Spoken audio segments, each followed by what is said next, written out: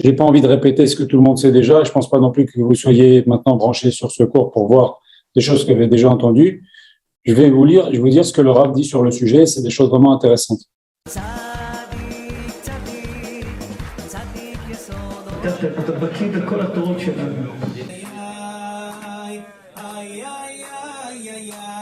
Alors déjà, je vais vous dire ce que le Rav dit concernant les trois. Vous savez qu'une souka, il faut 3 côtés minimum. Même si elle n'a pas 4 côtés, si elle a 3 côtés, 2 côtés pleins et encore un petit peu du 3e côté, c'est suffisant. Et pourquoi? Le Rav dit, parce qu'en vérité, dans l'histoire, dans le désert, les Juifs ont bénéficié des soukotes, les soukotes, vous savez que ça représente la nané kavod. C'est une nuée de gloire qui protégeait les Bnei Israël quand ils étaient dans le désert. Ça repoussait ça leur faisait une sorte de clim, ça les protégeait du soleil, ça les protégeait du froid la nuit, ça les protégeait des serpents. Quand ils avançaient, ça aplanissait la route, etc. Et en souvenir de ce grand nez qu'Akadosh Baruch Hu a fait pour que nous puissions vivre pendant 40 ans dans le désert, parce que un jour dans le désert, on peut mourir. Hein. Donc, de ce grand nez qu'Akadosh Baruch Hu a fait, en souvenir de cela, Akadosh Baruch Hu nous a demandé de faire la mitzvah Souka. Alors, on a dit, il y a 3 côtés, minimum. En vérité, quand on voit dans l'histoire, on a eu 3 fois les Hanané Kavod. Une fois, dès que les Juifs sont arrivés dans le désert, Akadosh Baruch Hu leur a envoyé les Hanané Kavod, ces nuages-là qui protégeaient les Israël au-dessus, sur les côtés, etc. Quand les Juifs ont fait le Vaudor, les Hanané Kavod ont disparu. Quand les Juifs ont fait Tchouva, alors en attendant, il y avait les Soukot. Ils se sont construits des vrais Soukot. C'est ça la marloquette entre Rabbi Eliezer et Rabbi Akiba. Rabbi Eliezer dit, pourquoi on fait la mitzvah de Souka? Qu'est-ce qu'on doit se rappeler? Parce qu'Akadosh Baruch Hu, des Soukot au chafetier de Ben Israël, j'ai fait résider les Ben Israël dans des Soukot. C'est quoi ces Soukot? Rabbi Eliezer dit, c'est l'Hanané Kavod. Et Rabbi Akiba, il dit, c'est les Soukot. En vérité, on peut faire marcher les deux. C'est les Soukot qu'il y avait entre la faute du Vaudor et pendant toute la période où les Ben Israël ont fait Tchouva, c'est-à-dire à partir du 17 Tammuz jusqu'au 1er Elul, Moshe Rabbeinu, il est monté au ciel, il a insisté pour que Kadosh Baruch Hu ne nous élimine pas. À partir de Rosh Chodesh, s'il vous plaît, coupez la caméra, s'il vous plaît. À partir de Rosh Chodesh, Elul, Kadosh Baruch Hu, il a demandé, Moshe Rabbeinu a demandé aux Ben Israël, faites tchouva, sonnez du chauffard, et c'est pour ça que le mois de Elul, pour toutes les générations, c'est un mois de tchouva, et Moshe Rabbeinu, dans le ciel, il priait, et nous aussi on priait, on faisait tchouva, etc. Et le jour de Kippour, Kadosh Baruch Hu, il a dit, Vayomer Hashem, c'est l'article qu'il va faire. Je pardonne comme tu as demandé. Qu'est-ce qu'il a demandé, Moshe Rabbeinu? Déjà, Kadosh Baruch Hu, il avait pardonné. Il a dit, je vous élimine pas. Mais il a dit, je vais vous envoyer un ange. C'est l'ange même tête. C'est marqué dans Parashat Kissa, c'est un ange très, très dur. Kadosh Baruch Hu lui-même, il dit à Moshe, attention, c'est un ange dur. Il pardonne pas la faute. Moshe Rabbeinu, il a pris encore 40 jours pour obtenir quoi? Pour obtenir qu'Hachem, il reprend la direction des Bnei Israël. Il n'envoie pas un ange pour s'occuper de nous dans le désert. Et surtout, pour retrouver une situation d'amour entre nous et Akadosh Baruch Hu comme avant la faute. C'est ça, Hachem, quel rachom vechanoun. Les Chachamim nous disent, Hachem, je suis le même Hachem avant la faute et après la faute. Si quelqu'un fait tchouva, bien entendu, venake, le inake. Inake, je pardonne. S'il a fait tchouva, le inake, je pardonne pas s'il n'a pas fait tchouva. Et donc, quand Akadosh Baruch Hu a pardonné à Kippour, les Hanané Kavod sont revenus. Seulement, on sait que les Hanané Kavod viennent par le mérite de Aaron à Cohen. Et quand Aaron à Cohen est mort, il s'est passé à peu près plusieurs mois où il y a eu les Hanané Kavod qui sont revenus par le srout de Moshe. C'est que la manne vient par le srout de Moshe, l'eau est venue par le srout de Myriam. Quand Aaron est mort, et les Hanané Kavod venaient par le srout d'Aaron, quand Aaron est mort, il n'y a eu plus d'Hanané Kavod. Elles sont revenues par le srout de Moshe. Donc en fait, on a eu 3 fois les Hanané Kavod. Une fois en sortant d'Égypte, quand il y a eu le Vaudor, ça s'arrêtait, c'était des vrais soukot. Après, quand les Juifs ont fait tchouva, Moshe Rabbeinu a prié dans le ciel, à qui pour Hachem a dit je vous pardonne. Les Juifs, Moshe Rabbeinu est redescendu, il a demandé aux Israël préparer la construction du Mishkan, etc. Ils ont commencé à travailler. Le 15 Tishri, les Hanané Kavod sont revenus. Ça répond à la fameuse question, pourquoi on fait Sukkot maintenant? Si on doit se rappeler des Hanané Kavod, on doit faire l'Hanané Kavod tout de suite après Pessah. Puisque dès qu'on est sorti d'Égypte, on a bénéficié d'Hanané Kavod. En vérité, on fait le fait qu'elles soient revenues, quand Hachem a pardonné la faute du Vaudor. Pardonné en partie, disons. Et la 3e fois où les Hanané Kavod sont partis et revenus, c'est à la mort de Aaron. Donc c'est ça les 3 dofanot qu'il faut au minimum. Ça, c'est ce que le Rav dit. Ensuite, il faut savoir que vivre dans la souka, le Rav aussi insiste beaucoup dessus, il dit que vivre dans une souka, ça a une influence sur nous très importante. Comme notre Chachamim disent que c'est comme un mikvé. Quand on est dans un mikvé, on est entièrement englobé. Et ben c'est pareil, la souka, on est sous les ailes de la Shekhinah. Nos Chachamim disent Shem Shamaim Chala la souka. Je vous en prie, madame, arrêtez la caméra. s'il vous plaît. Shem Shamaim Chalal Souka, c'est-à-dire que les ailes de la Shekhinah, elles sont sur notre souka. Et donc, on fait, si vous voulez, un bain de Kedusha quand on rentre dans la souka. C'est pour ça qu'on dit qu'il faut se conduire avec Kedusha quand on est dans la souka, attention à se conduire, attention comment on se conduit. C'est comme une synagogue, si vous voulez. Et donc, il y a une hashpa sur notre âme. Et mieux que ça, regardez, à tel point on a été lavé de nos fautes à Kippour, qu'Akadosh Baruch Hu nous envoie même la visite d'Abraham, Isaac, Yaakov, les âmes d'Abraham, Isaac, Yaakov, Moshe, Aaron, Yosef. Imaginez qui est capable de recevoir des neshamot pareils. Eh ben, nous sommes capables de recevoir des neshamot pareils si on s'est bien préparé, si on a fait une soukha kshera, on s'est préparé pour ce code, on reçoit ces neshamot-là qui viennent nous rendre visite. Et donc, c'est un bain de Kedusha que nous faisons après Kippour. Et pourquoi Zman Simchatenu? Parce que justement, la Simcha, c'est quoi? C'est d'avoir été lavé de nos fautes. Alors maintenant, on voit, le Rav cite un exemple, souvent, il y a par exemple, je vous l'avais cité aussi, il a marqué Vayar, Yitzhak, et Reach, Begadav. Quand Yitzhak, il a senti l'odeur de Yaakov qui avait mis les habits de Yosef, de Esav, les Rachamim nous disent, il a senti les habits, mais les Rachamim, on dit, Atikra Begadav et la Bogdav. Il n'a pas senti l'odeur des habits, il a senti l'odeur des traites d'Am Israël. Le Midrash Rabbah cite l'histoire de Yosef Meshita, que j'ai déjà, je crois, raconté dans notre groupe, que c'était, les Romains sont rentrés, ils ont voulu détruire le temple, mais avant, ils ont voulu le vider, et ils avaient peur d'entrer dans le temple, ils avaient peur d'être tués. Alors, ils ont dit, on va envoyer un juif. Et aucun juif n'osait entrer. Il y en a un qui a dit un voyou, un juif rachat, un juif qui ne faisait rien du tout. Vraiment, il dit, moi, je rentre, je vais piller le Beth Amikdash. Il est rentré dans le Beth Amikdash. Il a vu le Beth Amikdash. Il était tellement impressionné, ça l'a complètement changé. Comme nous, quand on rentre dans la soukha, on fait un bain de Kedusha. Lui aussi, il a fait un bain de Kedusha. Il est sorti avec la menorah. Et on dit, ah, non. On t'a dit, tu prends ce que tu veux, tu le gardes. Mais pas la menorah, c'est le symbole. Ça veut dire, on veut le ramener à Rome, on veut montrer qu'on a conquis Jérusalem. Il a dit, non, je ne rentre pas. Il dit, mais si rentre, on va te donner de l'argent si tu rentres encore une fois. Et tu peux prendre encore ce que tu veux. Il dit, non, je rentre plus, c'est fini. Mais si tu rentres pas, on va te tuer. Va tuer, moi. Et ils l'ont fait des souffrances terribles, et il est mort.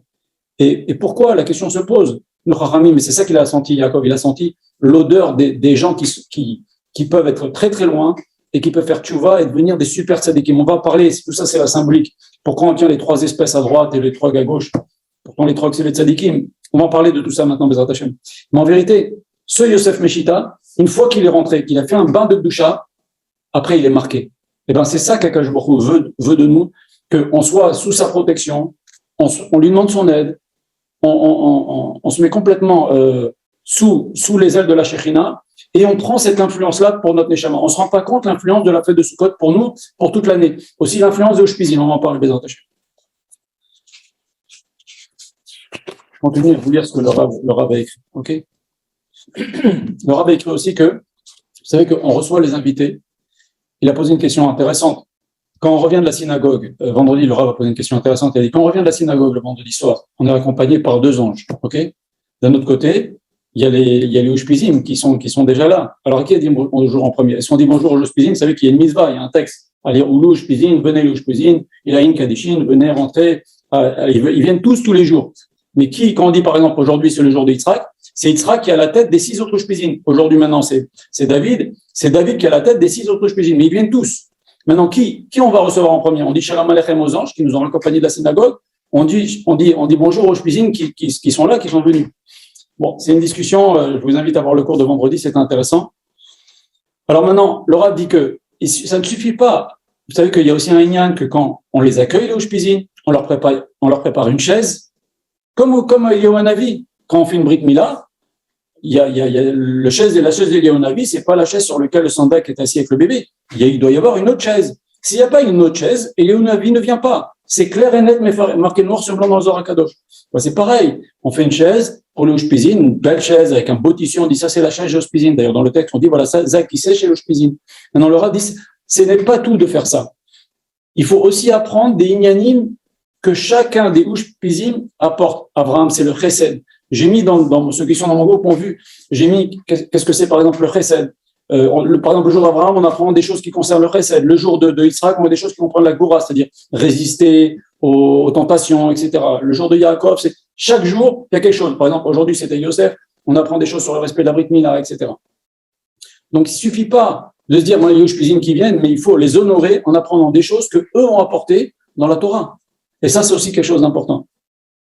On dit aussi, pourquoi ça s'appelle Chag HaAsif, la fête où on rassemble. Alors, le sens simple, la Torah appelle Sukkot Chag HaAsif. C'est-à-dire, on rassemble les récoltes. C'est pour ça qu'on c'est Zman Simchatenu, parce que les gens, tout ce qu'ils ont travaillé pendant le printemps, l'été, semé, l'hiver, etc., récolté, ils ont rentré dans leur grange avant Sukkot, ils sont contents. C'est le Zman favorable pour faire Zman Simchatenu. Et de là aussi, on apprend que on doit prendre avec le Skar quelque chose qui vient de la terre. Bon, tout ça, c'est lié dans les versets. Mais maintenant, il y a aussi un autre sens de Zman Chag HaAsif, la fête du rassemblement. On rassemble d'abord les Ushpizim qui viennent nous voir, et on rassemble aussi nos amis. Pourquoi? Parce que à Pessah, on n'invite pas tellement les amis. Parce que celui-là, il mange pas, celui-là, il mange pas tel ashgacha, celui-là, il mange pas comme ci, celui-là, il mange pas comme ça. Vous verrez, à Pessah, on n'invite pas tellement les amis. Mais à Shavuot, c'est très court. En Israël, c'est un jour. On n'invite pas tellement. Tandis qu'à Sukkot, on a l'occasion d'inviter. C'est pour ça aussi que ça s'appelle Chag HaAsif. Il dit que le jour où tombe, par exemple, aujourd'hui, c'est dimanche. Excusez-moi, Shabbat, c'était le jour de Moshe. Eh ben, si le jour de la semaine dans lequel tombe le jour de Moshe, eh ben, dans notre cas, cette année, c'était donc Shabbat, eh ben, vous allez voir que cette année, l'Ag BaOmer va tomber Shabbat, le 7 Adar va tomber Shabbat. Pareil pour le jour de Aaron. Le jour de Aaron, c'était, Aaron, c'était hier, c'était Shabbat. Donc, Moshe, c'était vendredi. Donc, Moshe, c'était vendredi. Donc, le 7 Adar, ça va être vendredi. Et l'Ag BaOmer, ça va être un vendredi. Aaron, pareil. Le Rosh Chodesh Av, le jour de la mort d'Aaron, il va tomber le même jour de la semaine que le jour où c'était le Shpiza d'Aaron. C'est-à-dire, hier, c'était Shabbat. Vous allez voir que le Rosh Chodesh Av va tomber le jour du Shpiza d'Aaron.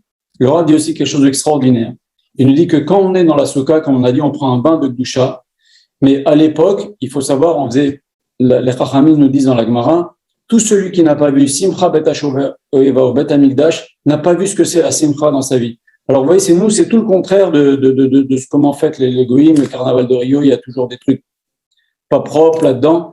Nous, nos Chachamim nous disent, c'était seulement les tzadikim qui dansaient, qui faisaient des acrobaties, qui jetaient des torches enflammées. Il y avait de la musique, il y avait de l'ambiance, mais non-stop. Mais, en plus de ça, on puisait le roi HaKodesh. Et nos Chachamim nous disent, je l'ai dit il y a 2 semaines quand j'ai parlé de Yona, nos Chachamim nous disent d'où il a appris son corps de prophétie, parce qu'il venait à Simcha Bet HaShoeva au Bet HaMikdash. Alors maintenant, il y a une Gemara extraordinaire, ainsi le Rav explique une Gemara extraordinaire, qui dit la chose suivante. Elle nous dit que Rabbi Akiva a regardé, sauf à Haïti, je regardais bien précisément Rabban Gamliel et Rabbi Yoshua, à quel moment ils faisaient Ana Hashem Oshiana. Vous savez, avec le lulav qu'on fait les ananim, on bouge le lulav à certains moments dans le Hallel. Le Rav dit, les gens ne posent pas la question, mais Rabbi Akiva, après, il n'était pas à la même époque. Comment il a pu les voir, Rabbi Akiva? Et le Rav répond comme ça. Vous voyez, Rabban Gamliel, c'est avant la destruction du temple. Et Rabbi Akiva, il était l'élève de Rabbi Eliezer, qui lui-même a rejoint qui a rejoint les Chachamim. Ils étaient déjà après le temple. Donc, il était loin après, au moins 1 ou 2 générations après Rabban Gamliel. Comment il a pu le voir? En plus, ça, lui, c'est sur le tard qu'il a rejoint les Chachamim. Rabbi Akiva, vous savez qu'il a fait toujours à 40 ans. Donc, comment la Mishnah peut dire, Rabbi Akiva peut dire dans la Mishnah, je voyais Rabban Gamliel, à quel moment il faisait comme ça? Il faisait le Hoshanot. Alors, le Rav dit comme ça aussi. Il dit que quand quelqu'un, il participe à la Simcha de Simcha Bet HaShoeva, où il vient dans la Souka, on puise de la Gdusha pour toute l'année. La Simcha aussi, ça apporte ça.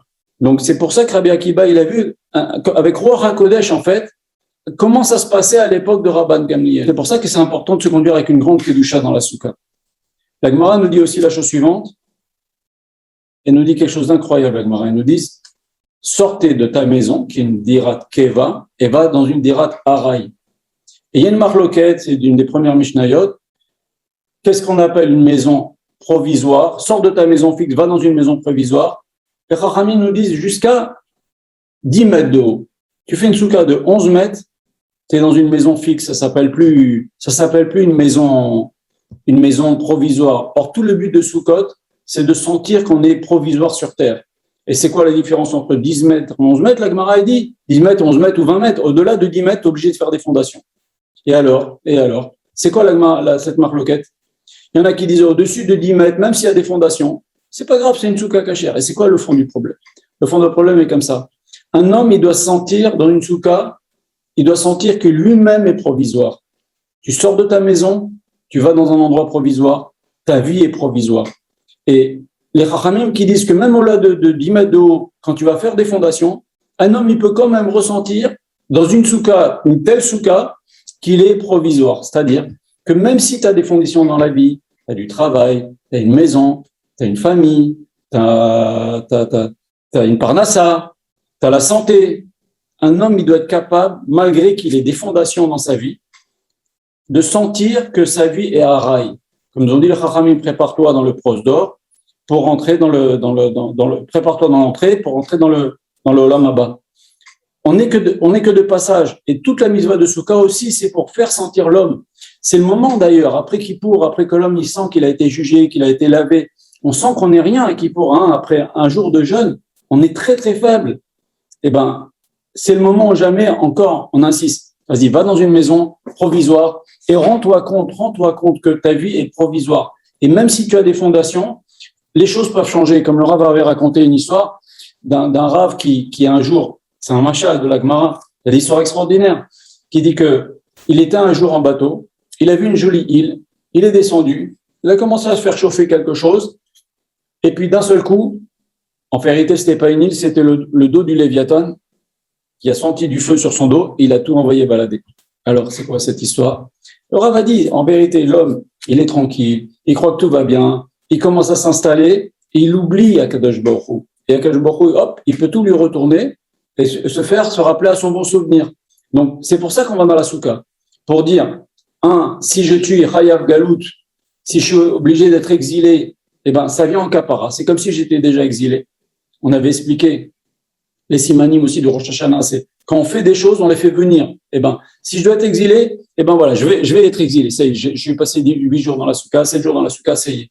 Mais aussi pour nous faire comprendre que notre vie est provisoire. Et lisez le psaume de Moshe, il en parle très bien. Il dit Adam, Ketzel Over, un homme c'est comme une ombre qui passe. Aujourd'hui on est là, demain on n'est pas là. Et c'est ça tout le travail. On a besoin de ça. Pourquoi? Parce que il y a un issour de la Torah. Une des 613 mitzvot, c'est arrêtez de dire Kochi Votsem Yadi Asaliet Achailazé. Comme ça dit le verset. Kochi, ma force, Votsem Yadi, la puissance de ma main, mon courage, Asaliet Achailazé m'a donné cette réussite. C'est un issour, une des 613 mitzvot. Un juif n'a pas le droit de se dire ça. Un juif, il doit dire, c'est Akadosh Baruch Hu qui m'a aidé. D'ailleurs, un homme qui dit, c'est moi, il se met la inara lui-même. Mais passons. Un homme, il doit sentir que c'est Akadosh Baruch Hu qui fait réussir. Et donc, c'est pour ça qu'il y a ce inyan de souka après Kippour. La conduite dans la souka. C'est intéressant, parce que c'est des choses qu'on n'entend pas souvent. Vous savez qu'aujourd'hui, c'était la Iloula de Rabbi Eliezer Papo, celui qui écrit le Pele Yoetz. Et le Rav, pendant des années, il allait à Silistra en Bulgarie. Et c'est bien connu là-bas que le Pele Yoetz avait dit, il y avait une épidémie, et il a dit, je vais me coucher, demain matin je serai mort, mais l'épidémie va partir. Et il avait à peine 40 ans et quelques, et il est mort. Et c'est pour ça que même les Gouyim, ils répètent beaucoup, il est enterré au bord d'une plage, le Pele Yoetz. Et le Rav, chaque année, il allait avec 200, 300, je sais pas combien de personnes, chaque année, il allait en Bulgarie là-bas. Et le Pele Yoetz a dit la chose suivante, il nous dit que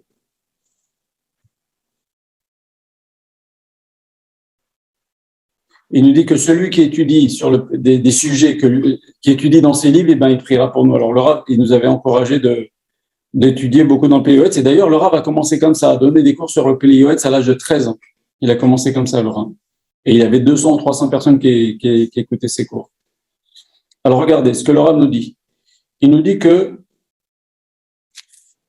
faire la souka, c'est important de le faire soi-même et pas par un chaliar. Alors quelqu'un qui est malade, quelqu'un qui est fatigué, quelqu'un qui n'a pas la force, pas de problème. Il peut donner à quelqu'un à faire, juste le scar, essayer de le faire soi-même. Le scar, c'est la partie qui est au-dessus. C'est ça la mitzvah en soi. La mitzvah en soi, c'est d'être sous l'ombre de vraiment du ciel, quoi. Il y a juste des plantes. Mais donc on peut donner à quelqu'un d'autre. Mais dans l'idéal, si on y arrive, c'est bien de le faire soi-même. Et les Chachamim, ils nous ont dit, à Macha, ils nous ont dit, c'est comme quelqu'un. Ok, c'est pas kavod de ramasser des trucs par terre, mais ramasser des diamants et ramasser de l'or, c'est kavod. Et ben c'est pareil. Quand tu vas faire la mitzvah de Souka, tu prépares la mitzvah en soi. Ça s'appelle Ercher mitzvah. Vous savez qu'il y a une discussion. Pourquoi on fait pas de bracha quand on prépare la Souka? Parce que c'est pas une mitzvah de préparer une souka. C'est un hercher mitzvah. C'est comme acheter une paire de tefilines. C'est pas une mitzvah. La mitzvah, c'est mettre les tefilines, mais si je l'achète pas, je peux pas le faire. Sauf si j'emprunte.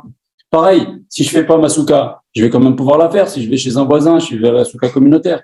Donc, ce n'est pas une mitzvah de faire une souka. Il n'empêche que c'est bien de faire une souka.